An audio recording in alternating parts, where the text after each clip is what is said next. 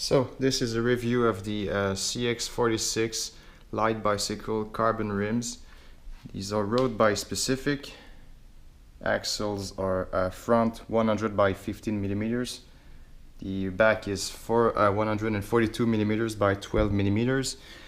This is the disc version, 28 spokes hub.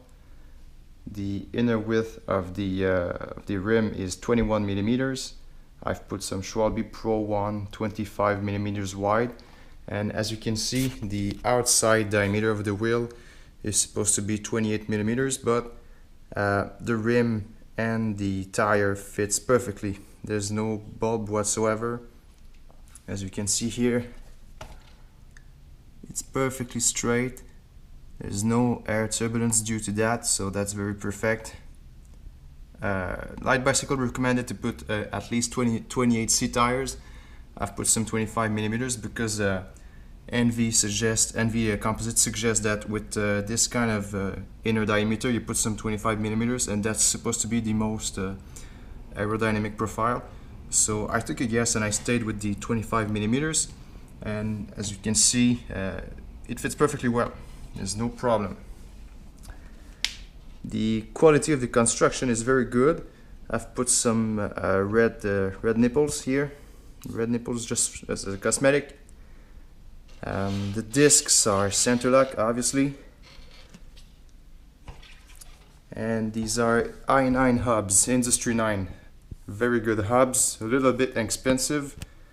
DT Swiss ones were, even DT Swiss 240s were much cheaper, but I stayed with the i9 just because of the sound and because of the number of engagement points. So that's 16 engagement points. When I pass close to some pedestrians, this is very noisy. Everyone turns their head. I like this. That's very cool. This is the 46 millimeters deep version. So this is not their most aerodynamic profiles. I could have put some 65 millimeters profile, but for what I do, this is just enough. 46 millimeters seems like a good compromise between aerodynamics, lightness, and handling during the crosswinds. Bearings are very good. I had no problem whatsoever. I had the wheels for 2 weeks. I don't think I will get any problems any soon.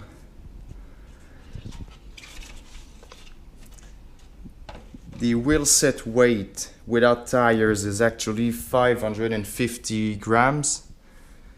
I think both hubs are a little bit on the heavy side compared to DT Swiss 240 or DT Swiss 180.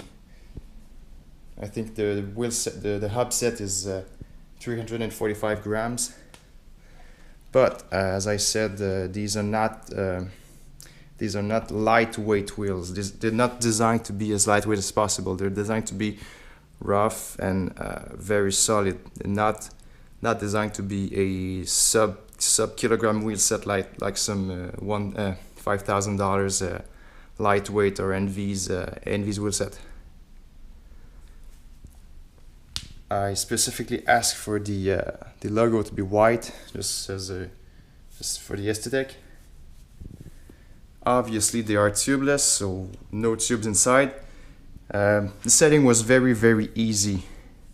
I did not even need a compressor. I do have a compressor in my apartment, but I did not need them in the first place.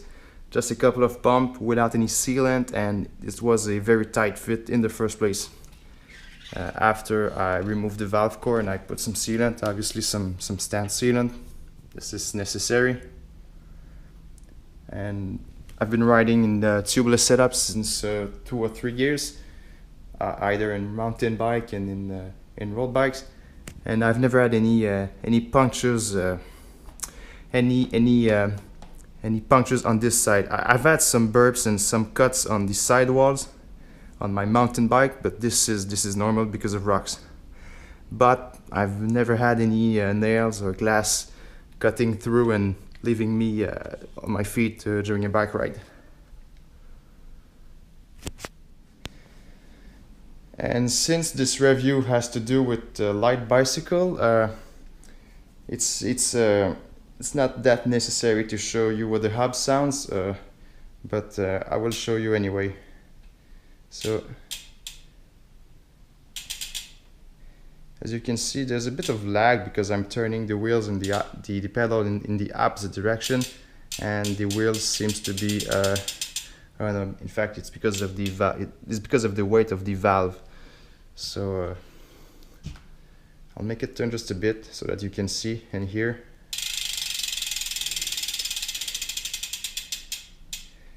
So these hubs, they do sound very, very good. 60 points of engagement. I would have loved to have the 120 points, but this is useless for the road. And to be honest, I have some DT Swiss on my Specialized Epic. DT Swiss with the 54 tooth ratchet. So this is the highest model, the highest amount of engagement point for the ratchet system. And they already did sound loud, but these wheels, they are even louder. And when I say they're loud, when I pass by some pedestrians in the road, wherever I am, everyone's turning their head and asking what the fuck is going on. So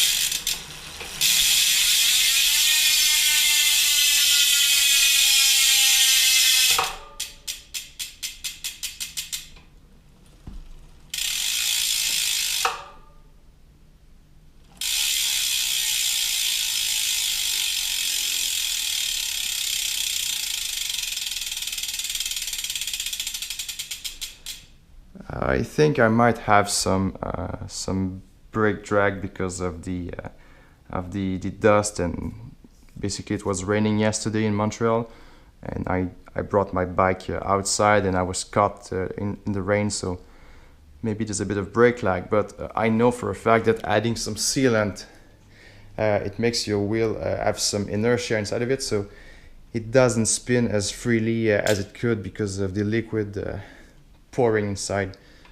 So it won't turn during 2 minutes like the other DT Swiss R23, but I feel the hubs have no resistance, and they spin very quickly. And they are, if you ask the question, yes, my bike is faster with these wheels.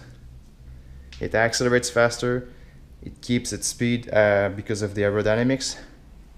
It's not the best aero wheels, but they really are more aerodynamics than before, and most importantly, they are a lot more comfortable because of the wider rims and the wider tires. With the 21 millimeters wide rim, the inner width of the rim makes the tire volume a lot bigger than previously with the DT Swiss wheels. So this is the future for biking, I think. Wider inside rim, wider inner diameter. So this is the future. I think every bike should have this kind of every wheel set should have this 21 or so millimeters wide width, because it makes the tire volume so much greater. So there's no problem for this. There's no reason why the bike manufacturers should go away from this. NV and Reynolds have started to build wheels with this same diameter, so I think this is the future.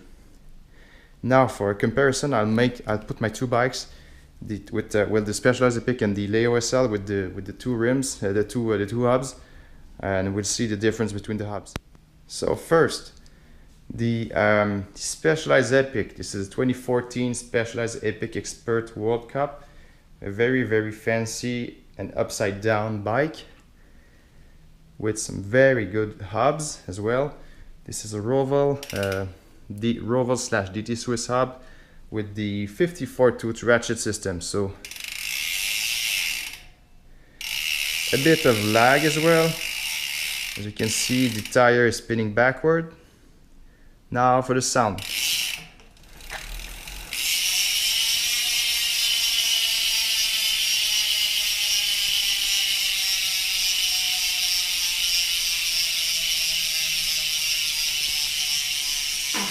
Ouch. So, pretty good. I sometimes thought that this sound was very, very good. It was the best sound. I thought that for a long time. That was before I had the i9 hubs. So a little bit more drag, but it might be because the wheel is lighter, so it has less weight to carry on. So it might be the reason why it spins a bit more than the big old 500 grams tire. So as for the sound,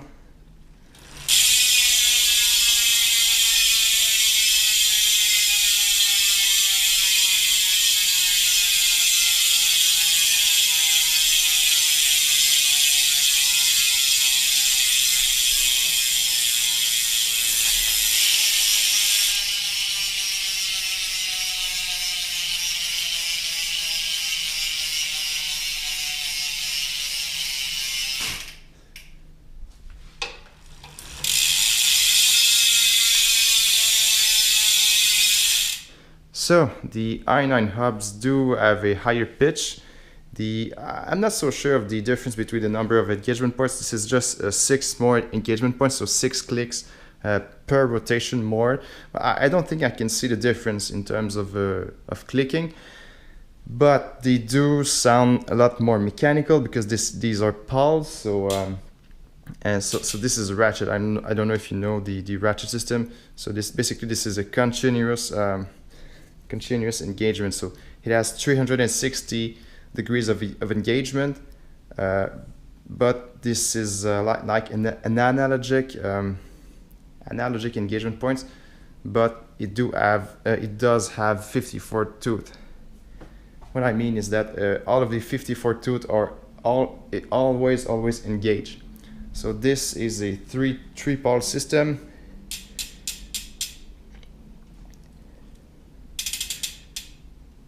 But it's not always engaged. Well, I don't know if that was clear, but well, this is a pole system.